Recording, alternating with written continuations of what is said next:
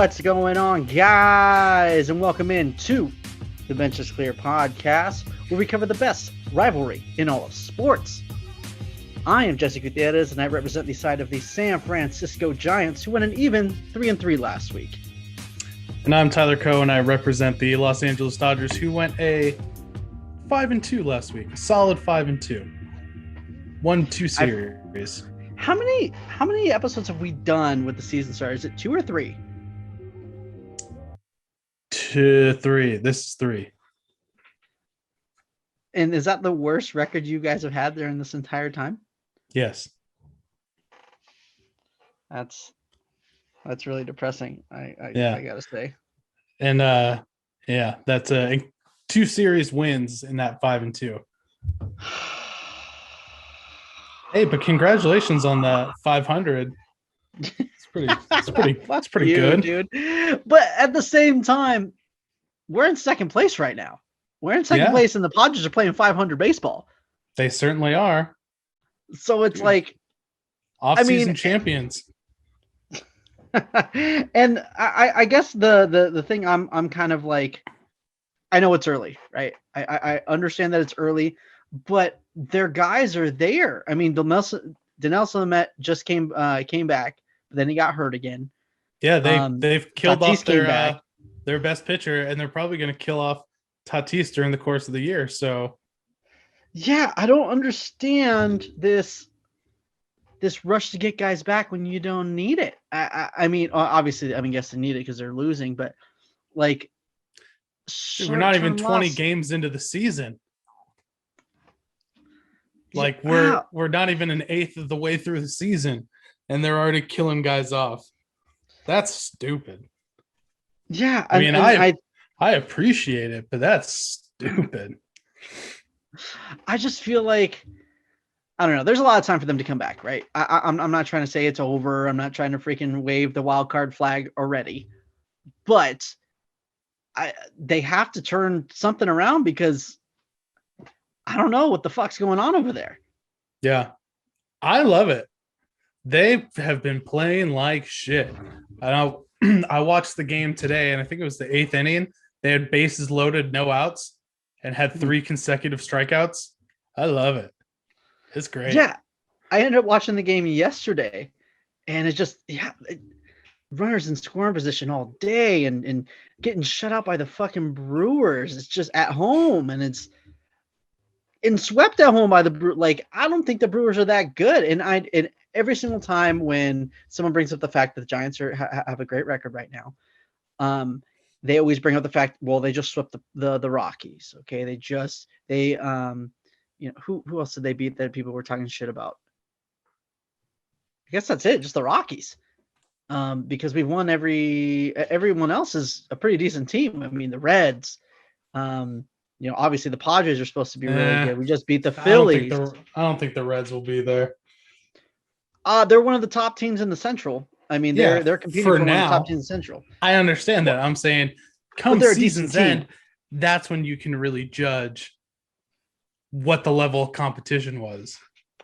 Yeah, but at the same time, I mean, they're at the top now, and they've had a really hot offense against everyone except for the Giants. So I don't know. They seem to be kind of real. They've only lost. I mean, they did lose against the Mariners, lost series against the Mariners, and lost series against the Marlins. But the Giants haven't won a series against the Marlins in away since like 2015. So also, something's going on. Don't look now. Seattle Mariners, first place, I believe. Or no, I think Oakland is now because Oakland won on some bullshit error today, and now they've won 11 in a row. It's bullshit. But no, Seattle, the Mariners are a good team.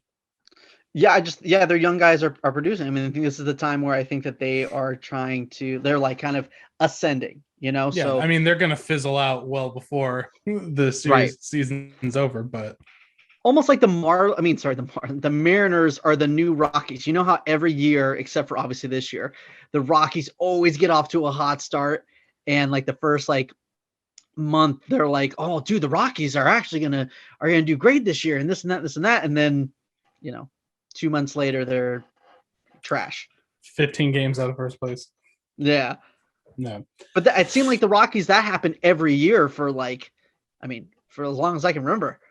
I don't know if it's just like a mental thing. I didn't check the numbers. Don't quote me on it. But I was going to say, that's probably incorrect.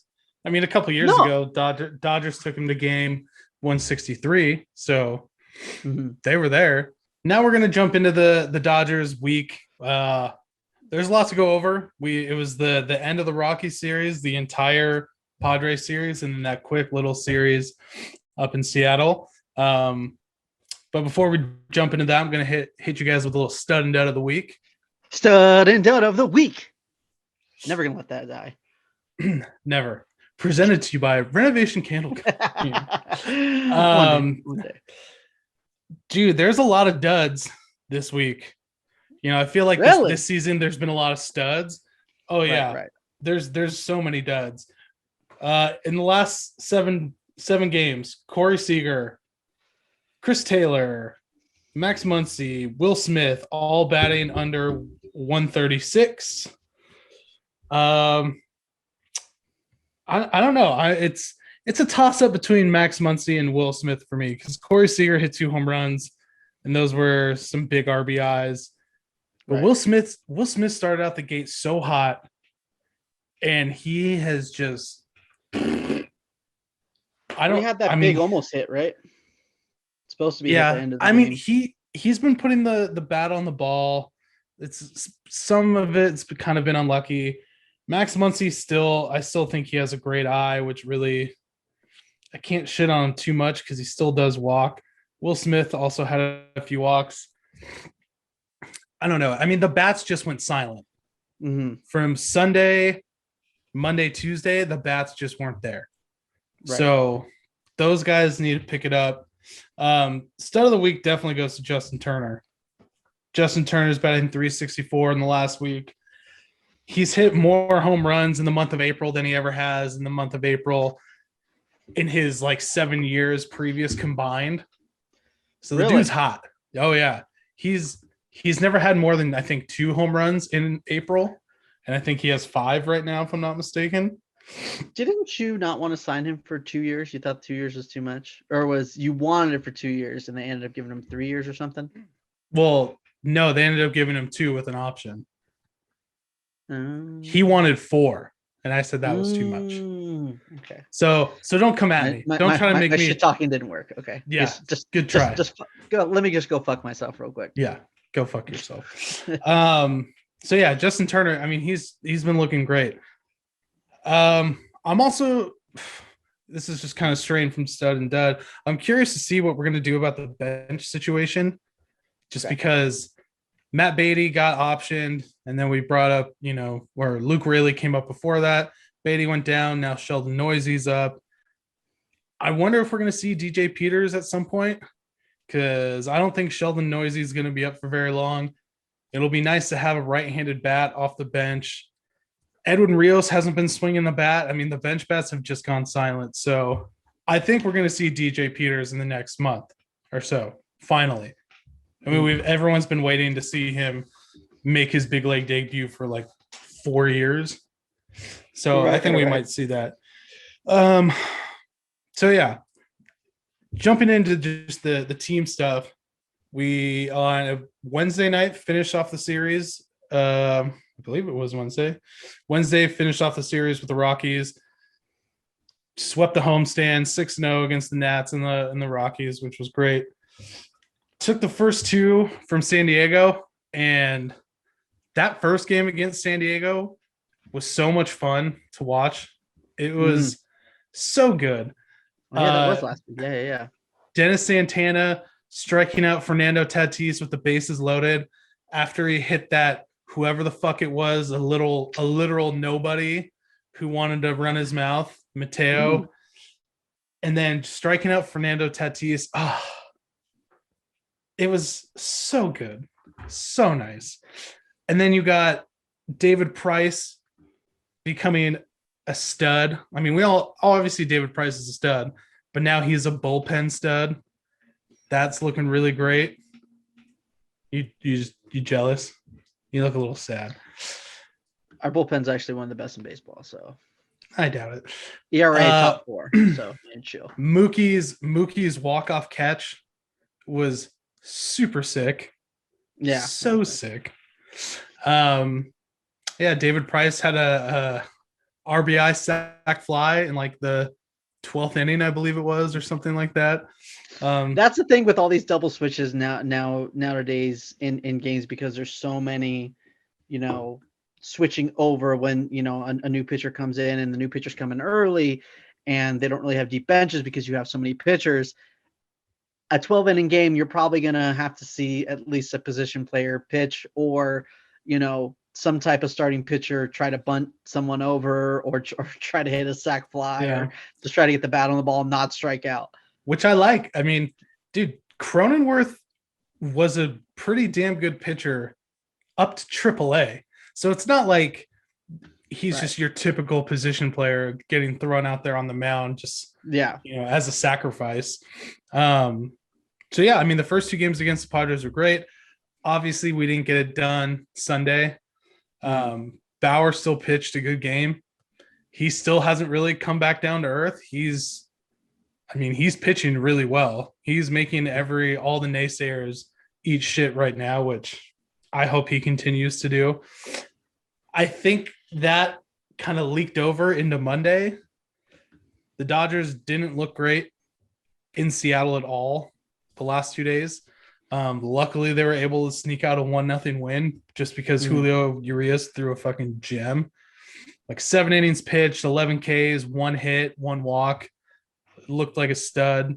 But yeah, like I said in the hindsight show, only 4 runs and 7 hits across 2 games. So, I mean, the fact that we split the series, I mean, that's a win. You have to be happy about that. Overall, 5-2, that's great. But I'm a little nervous heading into the weekend with San Diego coming in, just because the bats have been super quiet. So the sticks just have to wake up before we see them. Yeah, and I think the Padres are like number 1 in like team ERA right now, and their problem is they can't hit for shit right now. I mean, their pitching is doing extraordinarily well, but they can't hit to save their lives right now, which is crazy when you look at that lineup and how hyped they were. I think we just love hating on the Padres. Like, I wanted to kind of like get behind them a little bit. Like, when it was like D-backs and Dodgers, it was like, oh, I got to root for the D-backs just because, I can't have you guys win. But like, I just feel like it's so hard to get behind the fucking Padres right now. Well, and I think this weekend, this past weekend, and I'm sure this coming weekend, to me, it really solidified that the Giants and Dodgers are the true rival, especially when you consider that as of, this podcast, the Giants are back 3 games. The Padres are back 5. I mean, I know it's super early in the season, but this is, what we've kind of talked about is if the Giants and Dodgers are close, there should be no question that that's the rivalry. I mean, that's the rivalry no matter what, but it's going to be a lot more fun to me than the Padres. But I think this weekend kind of showed it. I mean, there was, a little bit of, trash talking or whatever, but outside just a couple of their players, I don't know. It's just because I don't like those people individually. That's all it is. Probably because honestly, I think it was like MLB TV broke records for streaming, and largely because of that series. I know the Dodgers won the series, but every game was a tight game. So every game was exciting and close. I mean, people wanted to even hold on to dumb shit. There was some Padres writer saying, "Oh, the Padres outscored Dodgers." I forgot what the score was. 11 to 10 in regular 11 to innings. 10 in regulation. Yeah, in regulation innings. It's like, bro, kind of shut the fuck up a little bit. That's such like Bush League shit. I can't believe it. Well, it's just, dude, it's one of those things where I don't know. In sports, I'm not so blinded by my loyalty to a team where I just start ignoring facts. Like, exactly. You can't do that. I mean, Sure, the Dodgers were outscored 11-10, but guess what? That doesn't fucking matter. Yeah. And I can understand someone saying, like, try to look, because I think you have to look at some positives, right? So if you're a Padres fan, or you ready for the Padres ever, to be like, hey, every game was close. Every game could have went either way. So that's a positive take out of it. Somebody had to win the series. It is what it is. That's a respectable take. Not respectable take is like, oh, if you just take out the third inning in every single game, or if you just take out the bullpens, or no, because that's part of the game. That's part of every single game. So just shut the fuck up and take the L. And I saw Padres fans, and I don't know how you have the audacity to start tweeting Dodgers acting like they won a championship. One, we did. Two, yeah, we won the series. But for the Dodgers, I think it's just business as usual, where you could tell, like, the Padres and especially the fans, this was like their big thing. This series like meant everything to them. Because I think the public views it as little brother, big brother, right? And I think they not even close. That's how they see it, though. And they're trying to see it as, if they, like, for instance, the Dodgers won, so business as usual. That's what was expected. But if it was the other way around, it would be like, oh my God, the Padres can actually take over the Dodgers. That's the take it would have been. Yeah. It's like big brother, younger third cousin removed right now. The relation's not even close. Right. So, I mean, we'll see. This series coming up will be fun. I mean, the games were fun. And I'm excited. I'm going to be there when this podcast airs today, Thursday. I'll be at the game. So it'll be fun to see what the environment's like, but I still don't think it's going to be anything close to like peak Giants Dodger rivalry. 2012 Giants. And honestly, I think that's something that we're underappreciating right now, because Dodgers and Giants, obviously best rivalry in sports, tagline. That's not to be used by anybody as a Rick Bobby Inc. But the Giants and Dodgers are in first and second place. The Padres are playing like shit, and the Giants are playing great against teams that are supposed to be good. The Phillies, the Reds. Obviously they have to continue this a little bit longer to be taken 100% seriously. But at the same time, it's like, if the Padres were doing what the Giants are doing, it would be like, oh, the Padres are going. It's legit. And Giants aren't getting that respect, which is very ridiculous, but I can understand because it's so early. If we're a couple more weeks in and this is the shit that continues, I'm going to have some letters to write. I want to speak to Mr. Royal Hampton. And now over to the soaring rocket that is the San Francisco Giants. The new slogan, because we're coming, that's over. It's done with. Madison Bumgarner is gone.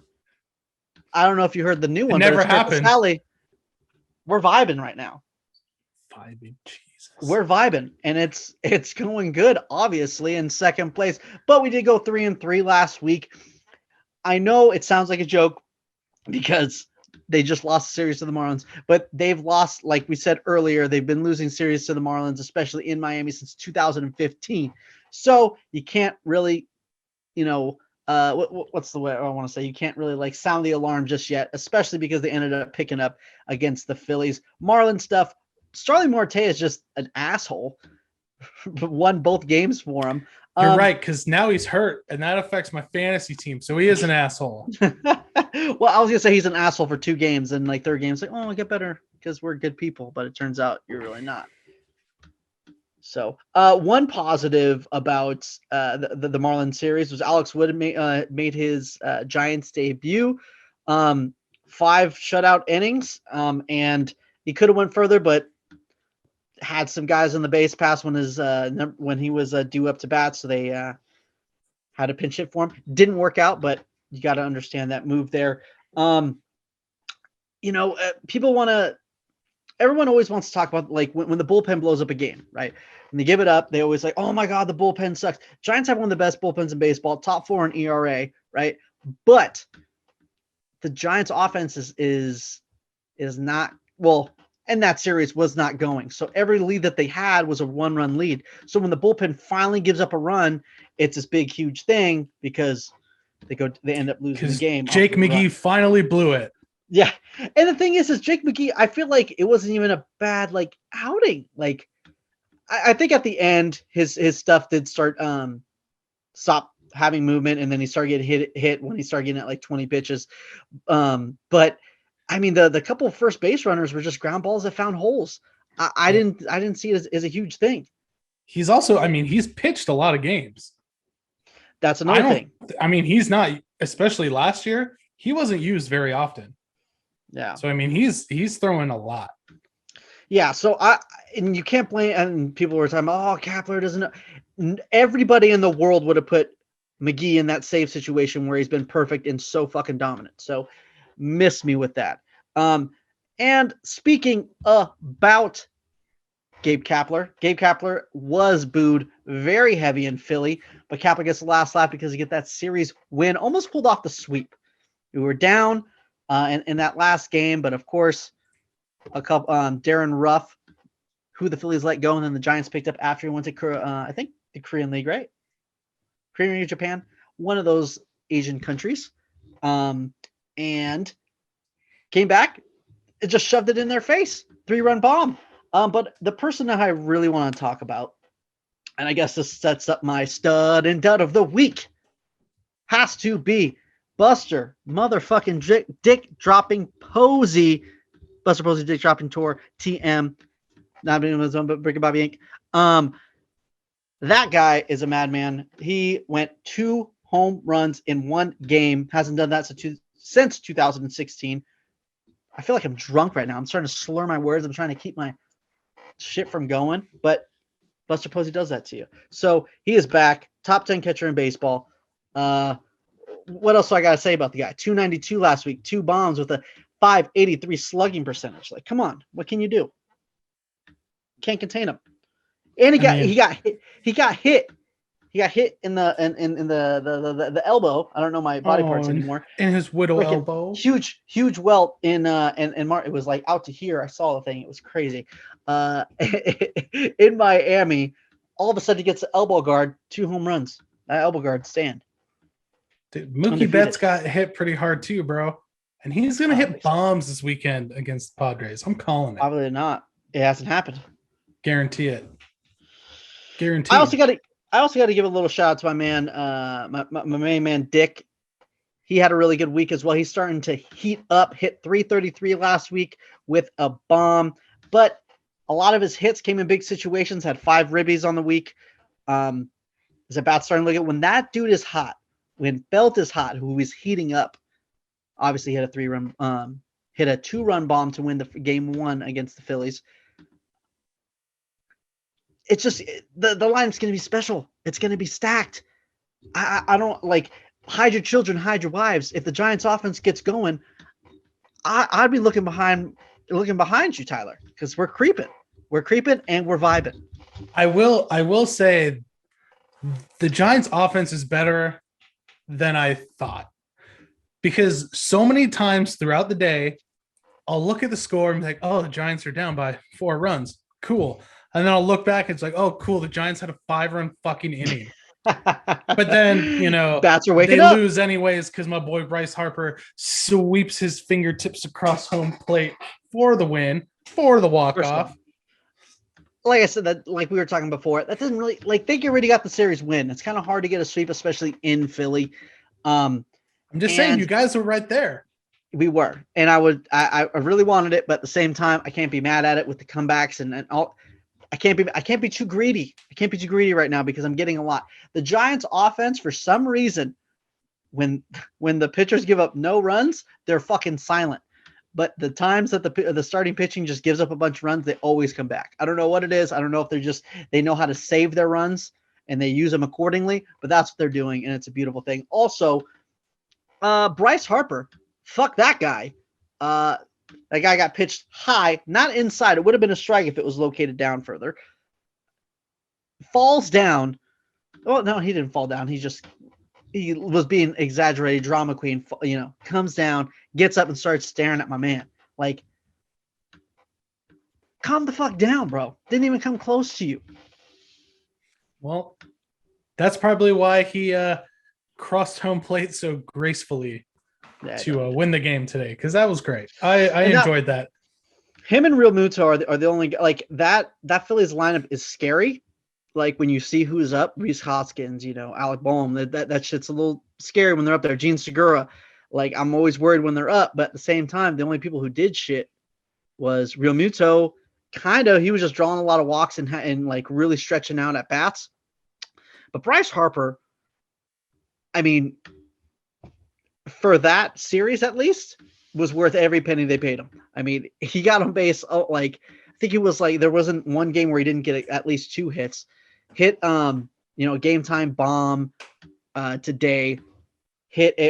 Yesterday, because this is getting posted today on Thursday. But and then obviously scored the winning run. So Bryce Harper, yeah.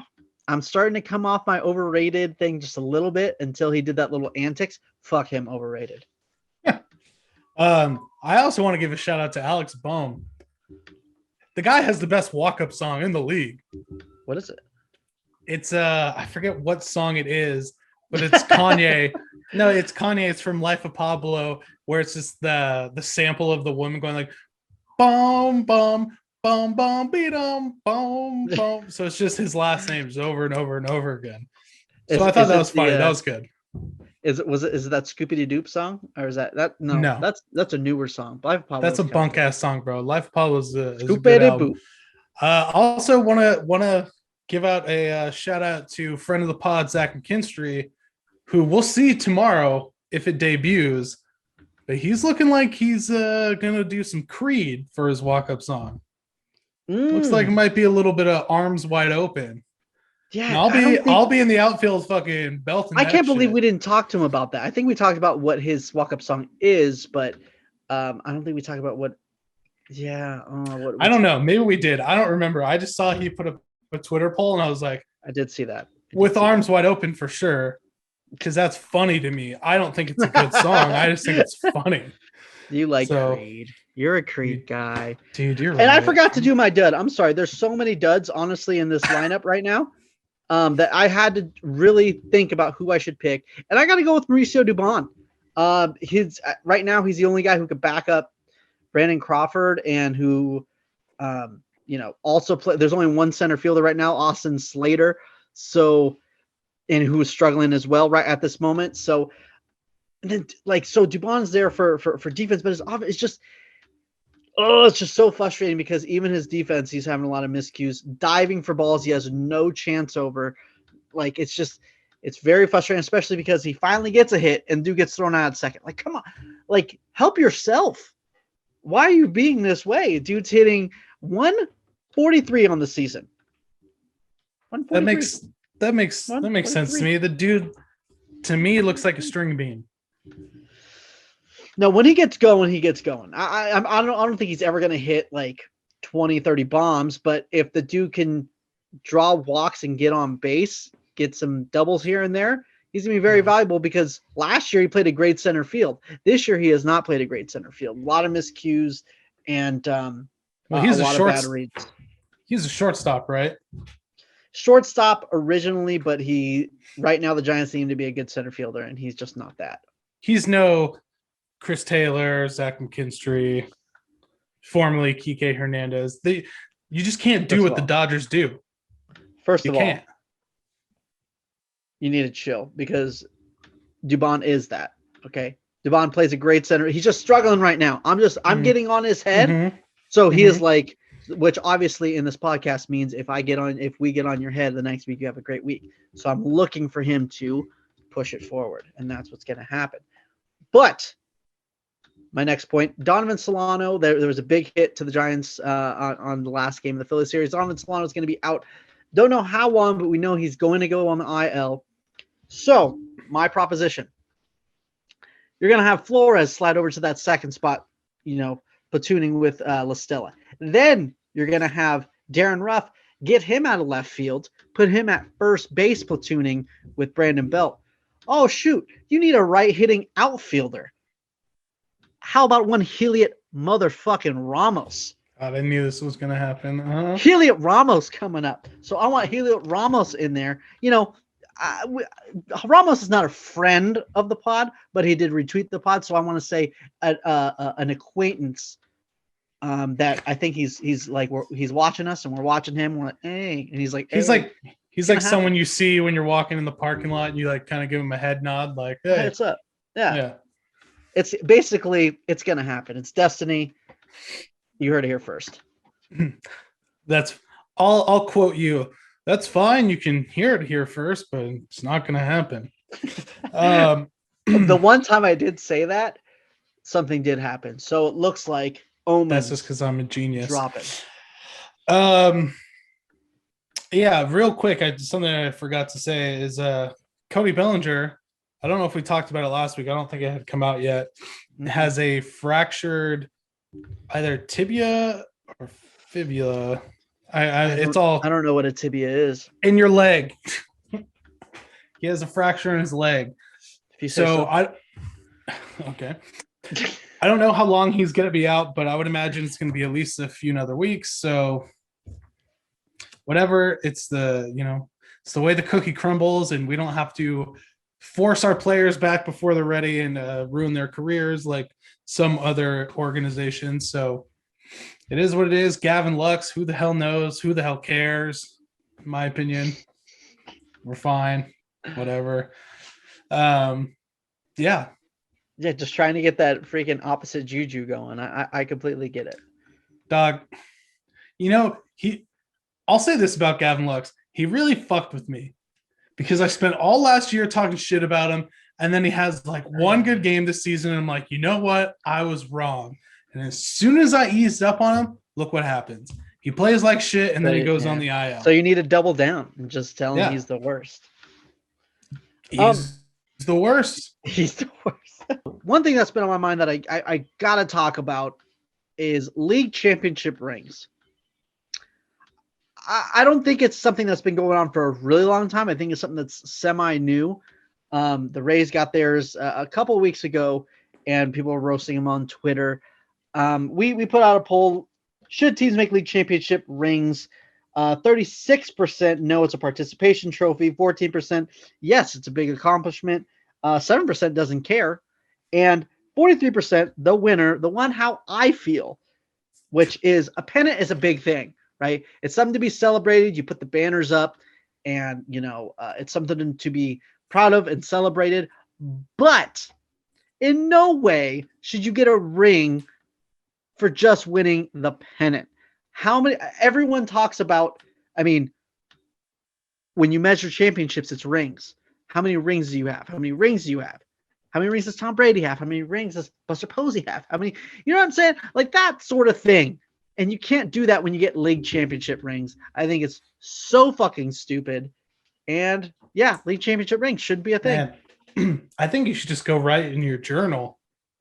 I know this has been really weighing heavy on your mind, and I'm so sorry. It has. I don't like it. It's a total nothing burger for me. I couldn't care less. I don't know. It is what it is. To be nothing burger. That's pretty good. It's a nothing burger, dog. It bugs me though. Like I feel like a ring. That's the one thing that symbolizes a championship. Yeah, I don't care. I got nothing. I feel like I'm like actively trying to date you, and I'm texting you. How was your day? Oh man, that's so funny. And I'm trying, and you're like, okay. I'm just hitting you with the one word. Yeah, you're one wording me like. I would totally do that to you if we were in a dating scenario. I'm trying to smash. Why aren't you like trying to give me at least some signals that you might be interested? Real quick, just revisiting you. I get it. A fuck you of the week brought to you by Farhan. Fuck that guy. You can quote me on that. It was brought to my attention today. You know the baseball YouTubers, like the giraffe guy and the fuzzy guy. Right. Those guys suck. It was brought to my attention that the giraffe guy, he posted a video, and I get it. I guess, you've got to clickbait to get views or whatever. something like the best pitcher you've never heard of, and it was Corbin Burns. Yeah. Who the fuck doesn't know?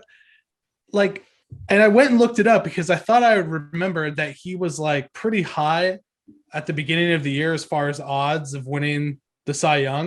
And I looked it up before the season started. He had the 8th best odds to win the Cy Young.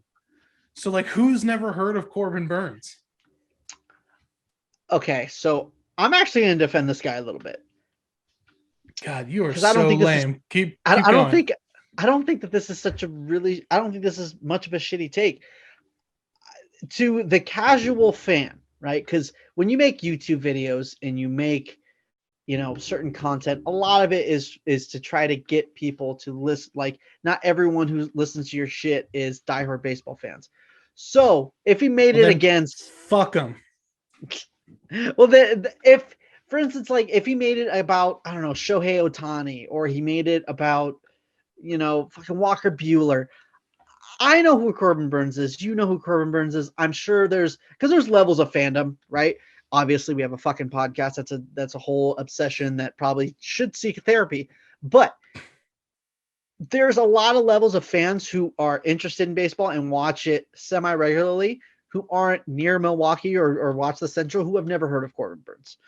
So I can kind of see it. I disagree. I feel like if Corbin Burns, if this was kind of his, it's his first year really making the club and staying up with the club, then sure. Right. But I mean, he's been around long enough. I mean, the thing that bugs me is that these guys like parade around and kind of act like they know everything. Right. Especially Draft Boy. Well, we actually do. Picking the Mets to win the World Series every fucking year when that's so far, like, it's not even funny. Yeah. Again, I'm all for growing the sport. So having a YouTube channel, if people have found baseball through that, cool. But like, you have to understand, you're also appealing to people who are hardcore fans, who are diehard fans, who do know this. So when you put out something so stupid, like, you're going to get pressed on it. It's like what we always say, if you come out of pocket, we're going to press you on it. Why couldn't he make a video like, the best pitcher in fantasy baseball who you drafted kind of high, who's been doing really shitty, whose name is Zach Plesac? That doesn't fit. Yeah. In Luis Castillo. Luis Castillo and Zach Plesac are ruining my fantasy baseball season. There, I said it. That's why I'm in such a bad mood all the time. I'm done. I'm over. You know what this is for me? Therapy? A nothing burger. Fuck you.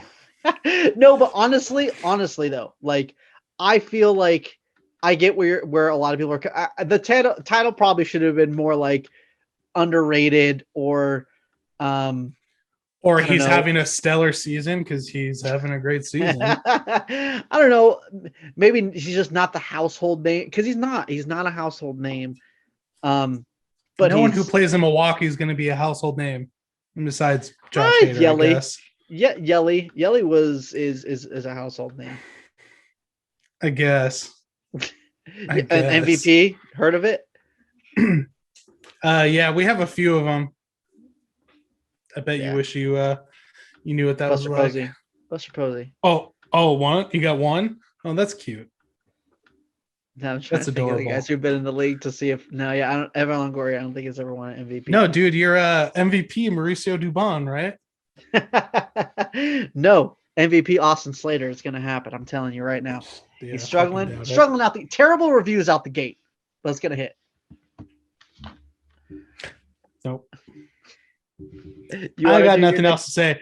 I think I'm just projecting how horrible I'm doing in fantasy baseball because my pitching staff is just such shit. So I'm just mad and calling other people out. All right, coming up, starting today. I know I said it was last week, but it starts today. The Dodgers kick off 14 days of uninterrupted baseball. No days off.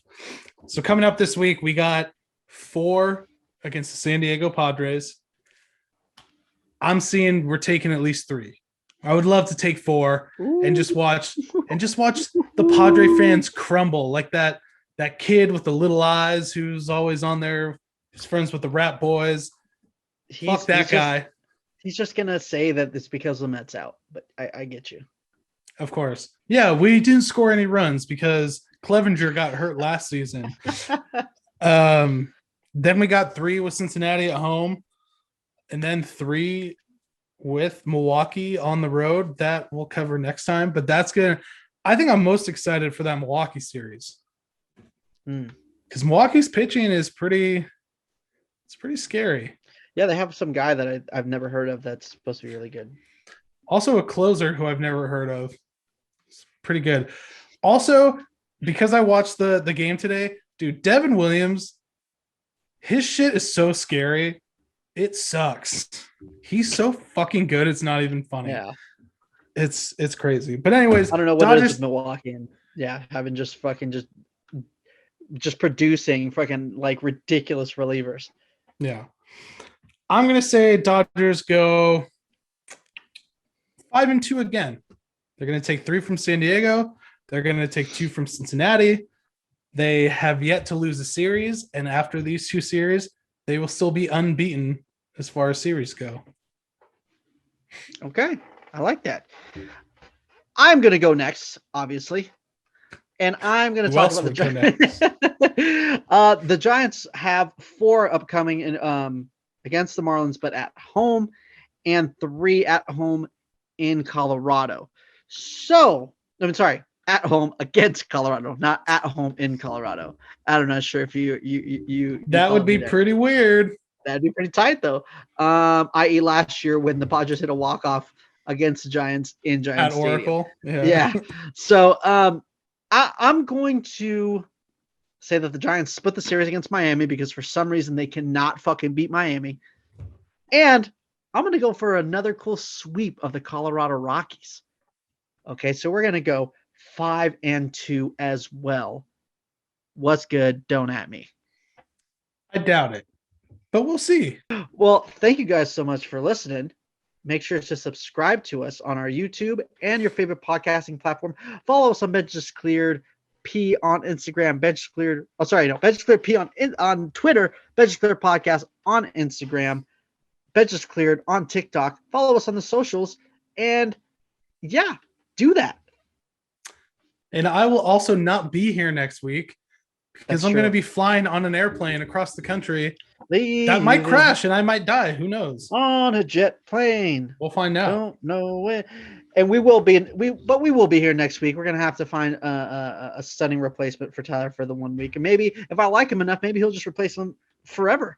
The only requirement is he has to be more handsome than I am. So good luck. It's going to be pretty tough. I think my dog's available. Go fuck yourself. As always, this episode is brought to you by Renovation Candle Company, where summer candles are releasing Friday, April 30th, 9 a.m. Pacific time. Damn, make sure to be on that. You better be refreshing and waiting for that 9 a.m. or else they just might run out. So if you want your piece, they might. Come get your piece. They're like Dodger tickets. They're Disneyland tickets. Sure. Whatever. Who cares? I do, a little bit. Well, thank you guys so much. We'll see you next week. Fuck that guy Aubrey Huff as well.